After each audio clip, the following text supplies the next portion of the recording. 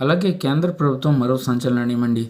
రేషన్‌కు బదులుగా నగదు. సో, ఈ వీడియోలో వీటి గురించి పూర్తి వివరాలు అయితే తెలుసుకుందామండి. ఇటీవలే కేంద్ర ప్రభుత్వం అన్ని రాష్ట్రాలకు కూడా ఫ్రీ బియ్యాన్ని సరఫరా చేస్తుంది ప్రతి నెల కోటా ద్వారా, పౌర సరఫరాల శాఖ ద్వారా. అయితే కేంద్ర ప్రభుత్వం కీలక నిర్ణయం తీసుకుందండి. త్వరలో రేషన్ బియ్యానికి బదులుగా దానికి సంబంధించిన క్యాష్ ఇచ్చేందుకు సిద్ధమైంది.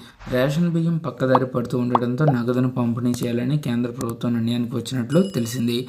సో, రేషన్ బియ్యం ఎక్కువ శాతం ఇతర దేశాలకు ఎగుమతులు అవుతూ ఉండడంతో ఈ నిర్ణయం తీసుకునే అవకాశాలు కూడా కనిపిస్తున్నాయి. నేరుగా లబ్ధిదారుల ఖాతాల్లోకి నగదు. అయితే సబ్సిడీతో పాటు ఇచ్చే రేషన్ బియ్యానికి విలువ కట్టి అందుకు సమానమైన నగదును చెల్లించాలని కేంద్ర ప్రభుత్వం భావిస్తుంది. దీనికి సంబంధించిన నిర్ణయం త్వరలోనే వెలువడే అవకాశాలు కూడా ఉన్నాయని ఢిల్లీ వర్గాలు చెబుతున్నారు. నేరుగా లబ్ధిదారుల ఖాతాల్లో నగదు జమ చేస్తే రేషన్ బియ్యం అక్రమ రవాణాకు చెక్ పెట్టవచ్చని భావిస్తున్నారు. దీనిపై అధ్యయనం చేసిన తర్వాత తుది నిర్ణయం వెలువడే అవకాశం అయితే ఉందండి.